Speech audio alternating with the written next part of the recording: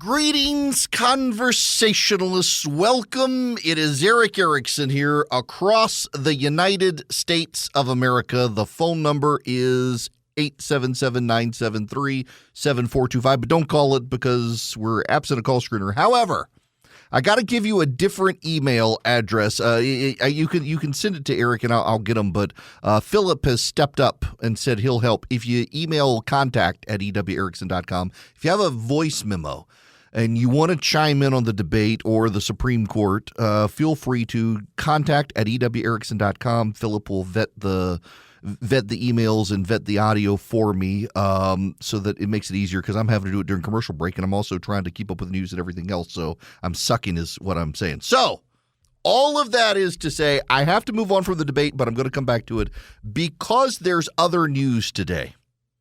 And it's actually arguably bigger news than the debate last night, or it'll have far more reaching consequences than the debate last night. And that is the Supreme Court made some major decisions. They did not make the immunity decision.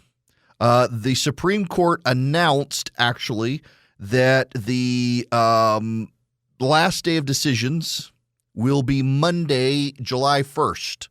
Democrats are praying they make it through the weekend to July 1st, and we can have a conversation about Donald Trump and immunity because that case will come out that day.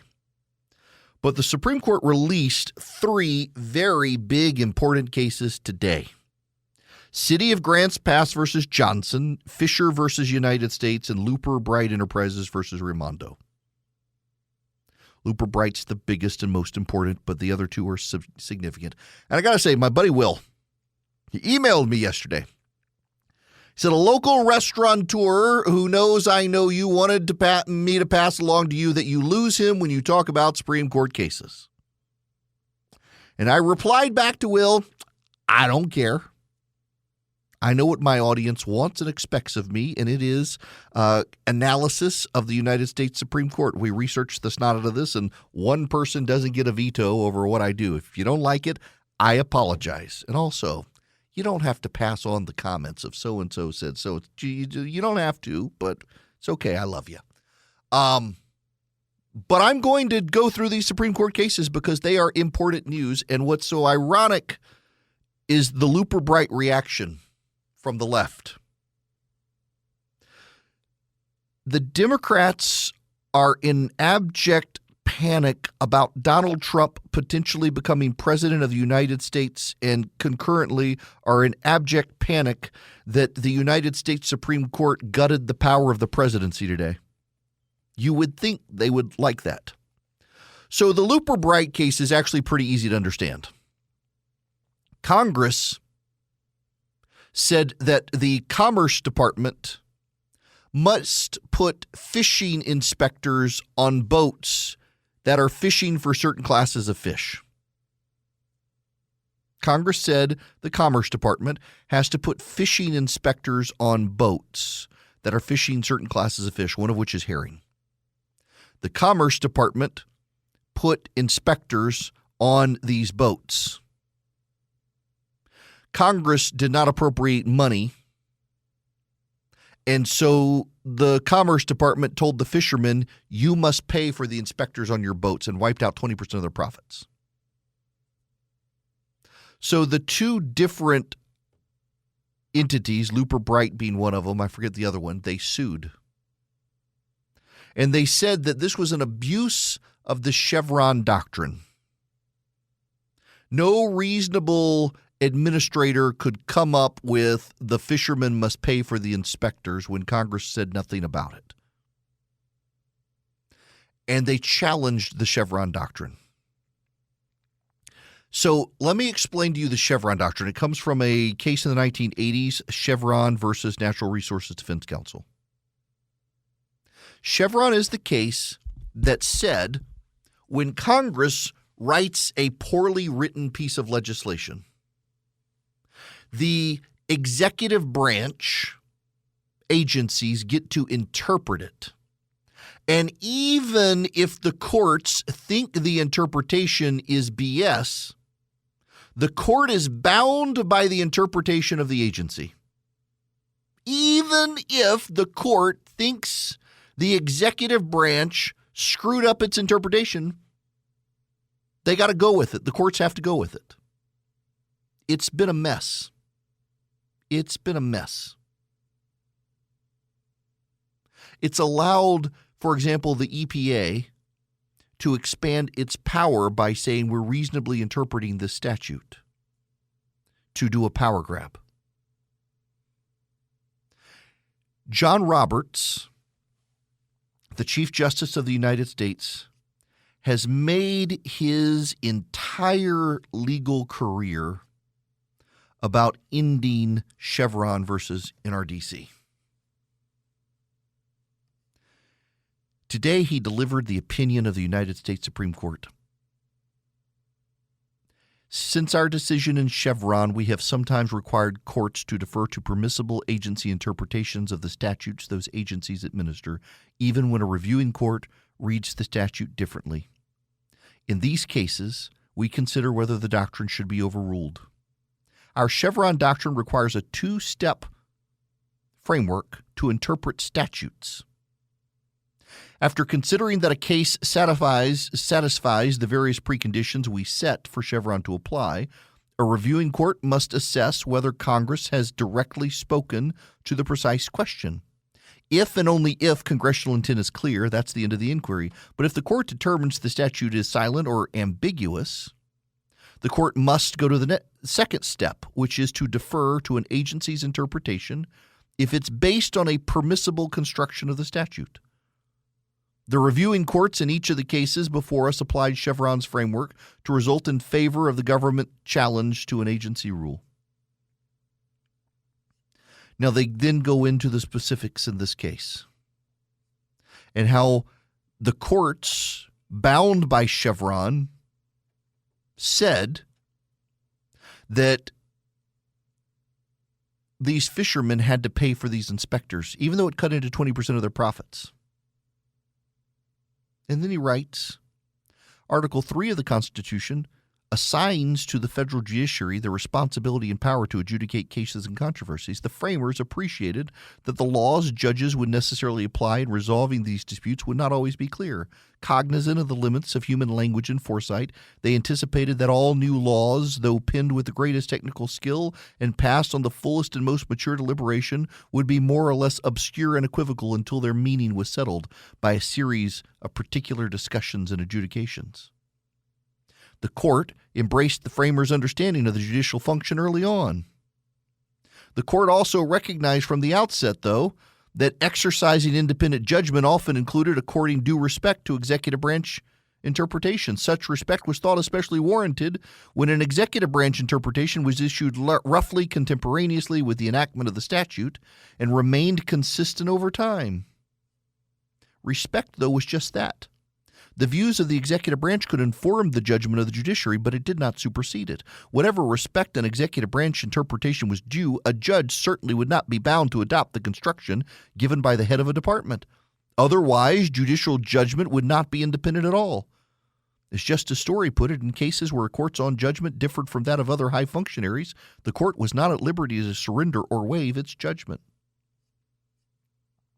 And at the end of the day, the Supreme Court of the United States today has declared Chevron overruled.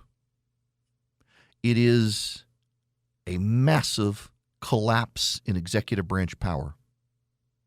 It is not, however, contrary to what the left is saying, a power grab for the judiciary. It actually requires that Congress write clear laws. And it's actually a mandate by the Supreme Court to Congress that it must write clear laws. And for all of the liberals bellyaching today that Chevron is no more, they should be thankful with the odds of a Trump presidency going up that the Supreme Court is saying Donald Trump's administration does not have the power to issue interpretations of nebulous congressional legislation. It's a good decision.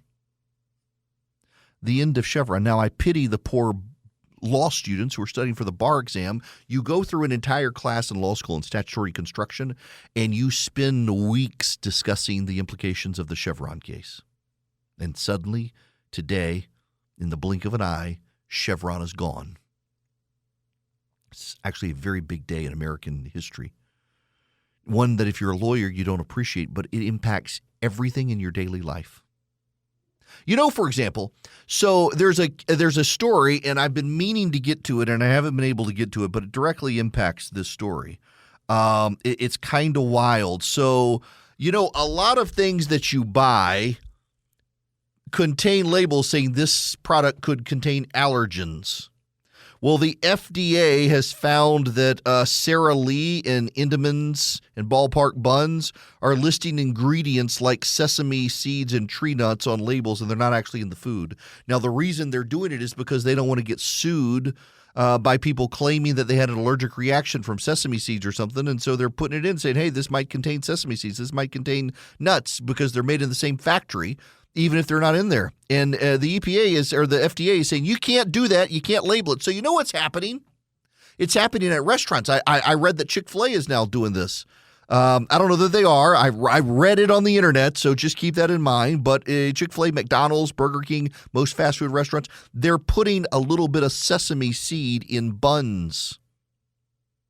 And the reason is because the FDA has said, if you say there's an allergen in the product and there's not, you could get fined. But everyone knows that if you're using a product in the same facility where a product with the allergens exists, the allergen might accidentally spill over onto the other thing and cause an allergic reaction, and they're going to get sued without the sign. So for liability purposes, they're putting a tiny trace amount of the allergen in their products that no one will taste, no one will detect. But they can keep the sign up saying there's allergens here. It's all to get around the way the FDA has newly interpreted an old statute. And the FDA is saying this violates the spirit of the regulation of the law, but not a technical violation. It's not. It's what they're having to do to cover themselves from aggressive trial lawyers. But that's all because of the Chevron doctrine and how agencies interpret it. And with that out the window, there's more rationality coming back into the regulatory market. One of the big things Donald Trump kept talking about last night was how he cut regulations significantly as president. He did. He did a very good job cutting regulations. The other two cases the Supreme Court released today were also big. Fisher versus United States. The Supreme Court ruled that prosecutors had overcharged January 6 defendants with blocking official proceedings, that the legislation in question involved the destruction of documents, not actually blocking proceedings. It was a documentary evidentiary legislation, and so they reined him in. Ketanji Brown Jackson joined the conservative majority. Amy Coney Barrett joined Elena Kagan and Sotomayor to dissent. The big case, though, is one of the reasons homeless people are all over the place now is because several federal courts have ruled you cannot round up homeless people and get them off the streets, that's a violation of the Eighth Amendment, cruel and unusual punishment. The Supreme Court today ruled, in fact, that you can make the homeless get out of public parks at night. You can round them up and move them somewhere and get them out of public parks. Sonia Sotomayor said any necessary biological function should be allowed to be done in public. I guess she's fine with public sexual acts now. That's her argument, not mine. The court majority got it right. A great day at the Supreme Court. Major cases. A big win for January 6 defendants. A big win for cities across America trying to deal with homelessness. And a real big win for the people of the United States against an out-of-control executive branch with too much power. Greetings. Welcome. It's Eric Erickson here. If you want to get on the show today, I'm afraid I don't have a call screener, but here's what you can do. If you have the voice memo app on an iPhone, or I'm sure Android has something similar, you can send the voice memo to contact@ewerickson.com. Philip is vetting them for me. And I want to go back to some of these. Rick is going to be up next. Hi, Eric. This is Rick in Woodstock, Georgia. I think if the polls for Biden get worse, which I expect now, and it's obvious he's going to lose, that the Democrats are going to blow everything up and take whatever steps are necessary to get him out. because they'll figure that they don't have a chance with Biden, and anything else they can do couldn't be any worse. And frankly, almost anyone else they put forward is going to have a better chance against Trump than Biden, because they're going to be able to get votes from reluctant Democrats who might stay home if Biden's a candidate, and independents that might vote for Trump or stay home. And Trump's biggest challenge is that a lot of people have TDS and they hate him. And that's primarily because of the lies the media have been telling about him for the last 8 years. So the Trump campaign needs to address those lies better than Trump did last night. And they need to drive that point home, and the point that if they can lie about something so clear as Biden's cognitive decline, then you can't trust anything they say. There you go. Look, Rick, I think that is a fair point, and the distrust at this point is absolutely overwhelming. By the way, I want to play you some audio. This is from Joe Biden at his rally, and this guy, what if this guy had showed up last night at the debate? What you did last night, but I spent 90 minutes on the stage debating a guy who has the morals of an alley cat.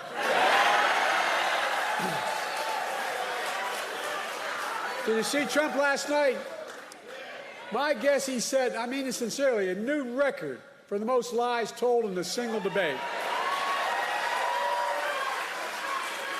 He lied about the great economy he created. He lied about the pandemic he botched, killing millions of people. He closed businesses. He closed schools, losing their homes, people all over this country. That was Biden this morning. Or actually not this morning, this afternoon at 1:22 p.m. Eastern Time. A short time ago, that is Joe Biden on stage today. Where was that guy last night? Where was he? This is why he's probably not going to drop out. Now, Americans for Prosperity is talking about the border. Donald Trump talked a lot about the border last night. He did a really good job tying things to the border and crime. And Americans for Prosperity wants to remind people of the common sense conservative solutions to take on the border. All you have to do is go to secureborder.secureamerica.com. Secureborder.secureamerica.com. It's brought to you by Americans for Prosperity to show you there are ways forward to deal with the border, common sense conservative solutions, and then you can get involved in the process of pushing your members of Congress to support those common sense solutions. All you have to do is go to secureborder.secureamerica.com. Then you can also get involved with Americans for Prosperity. They're a do tank, not a think tank. They are across the United States advancing conservative solutions everywhere they go. They're a great organization, and they do want you to check out their website, secureborder.secureamerica.com. Find out how you can get involved in the conversation about securing the American border. Greetings. It is Eric Erickson here. Let's go to some of your calls on the voice memos that you're sending. If you want to, go to contact@ewerickson.com. Email your voice. Here is Chris. Hello, Eric. This is Chris from Marietta. Eric, I was wondering, based on some of the conversations I've heard on TV about making the laws sane across all states for abortion, is there a deal to be made with the Second Amendment? Basically, will all laws be the same across all states for the Second Amendment, the way the Democrats would like it for abortion? Anyways, thank you. Look forward to hearing your comments. Great question. So what the Democrats want is a federal law that allows abortion everywhere, and what the Democrats want on guns is a federal law that prohibits guns everywhere. And the Republicans cannot get national consensus on a federal gun law to make uniform gun standards around the country. They have some on like purchases and things like that, but historically the Second Amendment has been left to the states to implement. Abortion, of course, is not in the Constitution. Despite what Democrats have said, this has always been the fatal flaw in Roe v. Wade, is that you can read the Constitution and you can find the right to keep and bear arms. Now, you may disagree on what it means. The well-regulated militia, the right to keep and bear arms shall not be infringed. You can certainly disagree on it, but you can find a right to keep and bear arms. You can't find an abortion right in the Constitution. The problem with Roe was always that it separated the people from their fundamental law. You had to rely on our black-robed masters of life tenure to divine the intentions of the Constitution. That's not the way it was designed to be read. The Constitution was designed to be read and understood by the people of the day. The Republicans, though, can't get consensus on Second Amendment. They could expand more uniform gun laws across the country, like national concealed carry, for example, and national reciprocity, things like that. But they don't have the votes on the Republican side to do it. And they also want to be real careful about setting some legal precedents that then the Democrats later could undo. You got to be real careful about those precedents, and they're worried about them on the Second Amendment. All right, Lori is next. Hi, Eric. It's Lori from Georgia, listening on the WSB app. This isn't about the debate, but it's in the news a lot lately about President Trump's vice presidential pick. And I'm wondering why they are pushing Marco Rubio, because I listened to you enough to know that if he chooses Marco Rubio, both being from the same state, that electoral votes will not count. Is that what I understand? Okay, good question. So here's the way the Constitution works, and let me pull this one up so I have it. The 12th Amendment. I want to read the actual text of the amendment to you. This is the 12th Amendment. The electors shall meet in their respective states and vote by ballot for president and vice president, one of whom at least shall not be an inhabitant of the same state with themselves. They shall name in their ballots the person voted for as president, and in distinct ballots the person voted for as vice president, and they shall make distinct lists of all persons voted for as president and of all persons voted for as vice president. Now, the way this is interpreted is that the Electoral College vote will not count for that state. So since Marco Rubio and Donald Trump are both inhabitants of Florida, again, the electors shall meet in their states and vote by ballot for president and vice president, one of whom at least shall not be an inhabitant of the same state with themselves. The Electoral College votes for Florida don't count. So if you take Florida out, hypothetically, you would get less than 270 votes. And so what would happen is you'd have to go to the House of Representatives for president and the Senate for vice president. And the House would have to confirm the president of the United States, and the Senate would have to confirm the vice president of the United States. So the person having the greatest number of votes as vice president shall be vice president if such number be a majority of the whole number of electors appointed. And if no person have a majority, then from the two highest numbers on the list, the Senate shall choose the vice president. That's a complicating factor here. So if the Republicans capture the Senate, of course, it's no big deal. But it's an added wrinkle to the vice presidency of the United States, where it could result in a Trump presidency and Kamala Harris vice presidency, which is why they're not really considering it. Now, here's what's going on with the Rubio conversations. There are some outside interests that very much prefer Marco Rubio. They believe he's got a constituency. They believe it would help him, and they're really not worried about the constitutional issue. They think it's easily overcome. So they're pushing Rubio. I personally don't think this is something the Republicans should do, playing with fire. I love Rubio. He's a friend. He's a personal friend. But I would avoid him as the nominee. I'd avoid him as the nominee. Now, I want to go back to Biden because this happened on stage in Raleigh, North Carolina, at his rally a short time ago. He's got more trials coming up. Time for that. There's time for that. I was told in 2016, when Donald Trump's crowds would chant "lock her up," and he said, "Okay, we'll do it," that was an offense against the democracy of the United States. I was told it was a bridge too far. Are the same people going to be outraged by Joe Biden saying we got time for that? Are the same people going to do that? Now, here you're beginning to hear the rationales and the excuse-making from Democrats. By the way, as of about an hour ago, the Democratic talking points have shifted dramatically to Joe Biden had a fine debate, Donald Trump's a liar. That tells me they're beginning to be concerned they can't force Joe Biden out. This is Biden on stage. Let me close with this. I know I'm not a young man.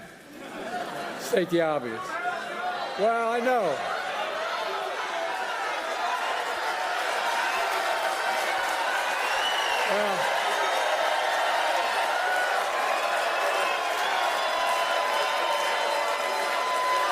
Well,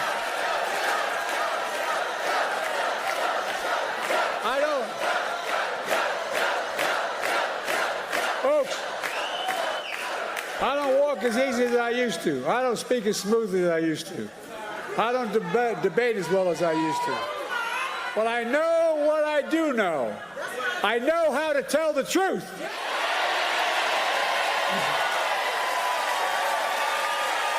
I know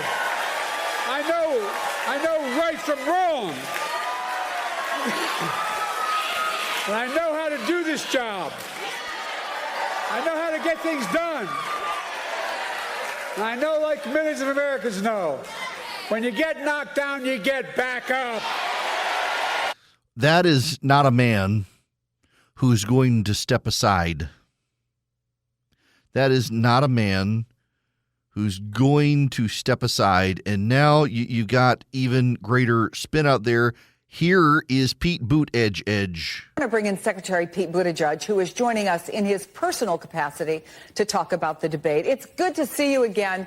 Let me just say, understanding what we just heard from Jim Clyburn, there aren't a lot of Democrats who are disputing necessarily the substance of some of the policies that the president is talking about, notably abortion. I think there are not a lot of them who are questioning his accomplishments in the first term, but this is 4 years later. And these are not just a few people. It's a lot of people who really love Joe Biden. What can and should the president do now to fix this? Well, I think get down to work, get back to work, and continue to lean into the reasons why Joe Biden is running for president, running for re-election, which are the same reasons that were in force when the sun came up yesterday. Right now, one of two things is going to happen in this country.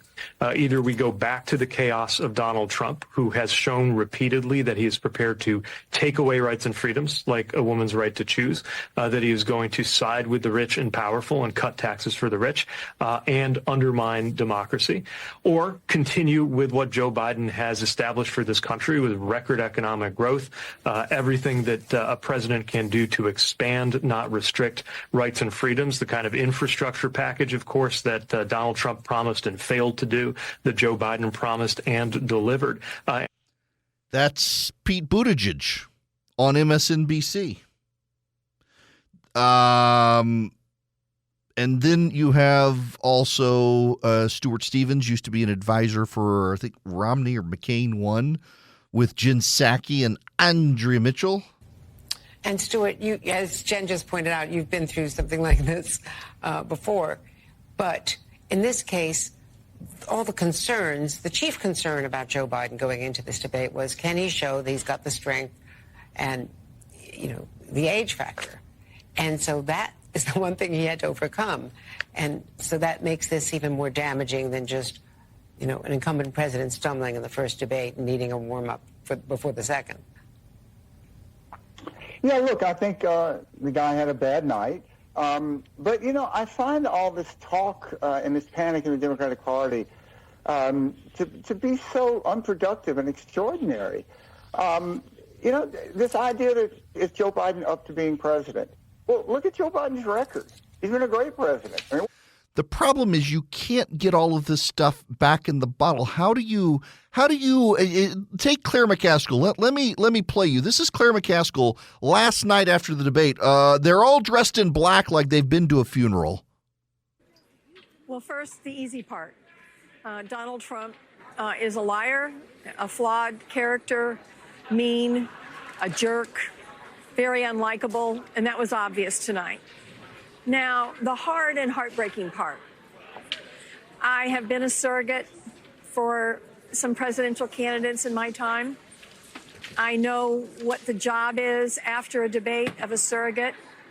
I've never wanted to be a surrogate more than I do right now.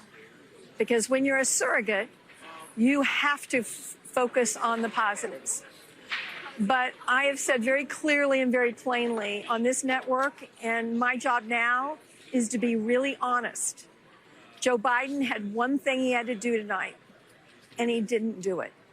He had one thing he had to accomplish, and that was reassure America that he was up to the job at his age. And he failed at that tonight.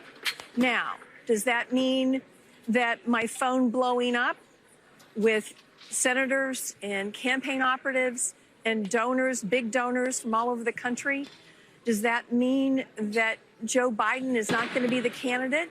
I don't know that. I think we'll know a lot more in a few weeks, how this plays out, how the polling plays out. But I think a couple of things are going on right now. I think I'm not the only one whose heart is breaking right now. No, you're not. They were breaking all over the place last night. Van Jones on CNN, David Axelrod. It was brutal. And so how do you walk all of that stuff back? Or it's going to be a test case. This is, what's his name? John Heilemann. He was on MSNBC this morning. But John Heilemann, that moment sort of captures where we are right now. This was not just the 2012 debate. President Obama, yes, he was bad that night, but he went into that debate ahead. Joe Biden was not ahead last night. He wasn't down by much. It was a close race, margin of error race. But he had to answer some questions, and he didn't. He didn't show up last night. So now, where do we go from here? So it's a two-part question. How does the Biden campaign try to right the ship to say, look, he's our guy? Or how do Democrats make the push to him to say, no, you're not. We need to go another direction? I'll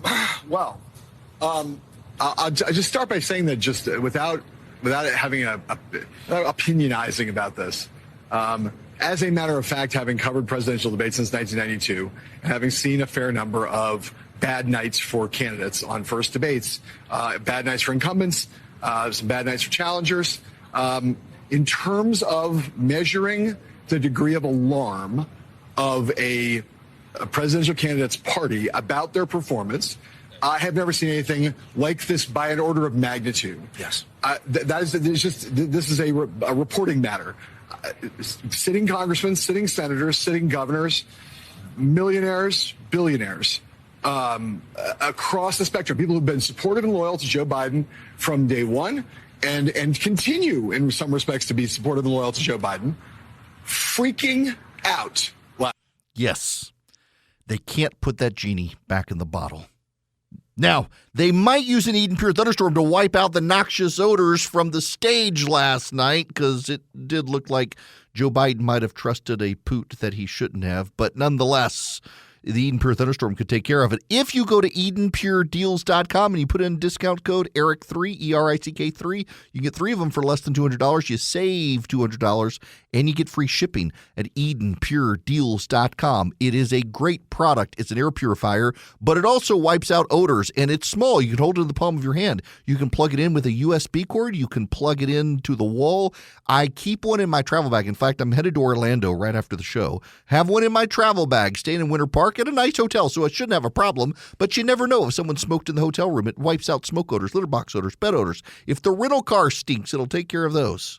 It just works. EdenPureDeals.com. The discount code ERIC3, ERICK3. You'll get 3 of them for less than $200. Save $200 at EdenPureDeals.com. Hello, friends. It is Eric Erickson here. The phone number, well, it's too late. Let me see. I can take one more here from Orlando. I think, do I have everything right here? Let's see. RL. Good afternoon, Eric. Is this possible? Imagine Obama, Clinton, Pelosi, and Schumer meet with Joe and thank him for the great job that he's done and give him appreciation for all his years of service and telling him he did a great job considering the circumstances, but that they now need him to step aside.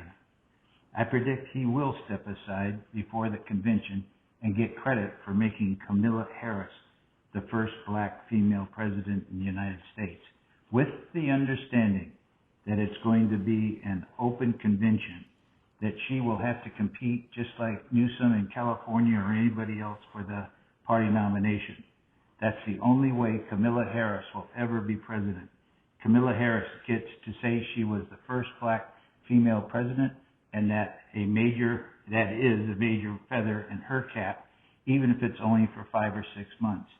Look, something like that is possible. I really do think that the Democrats have a Kamala Harris problem because she's less liked than Joe Biden is. She's not good on the campaign trail. In fact, the Biden team has minimized having her on the campaign trail. So, yeah, the only way she'd become president is something like that.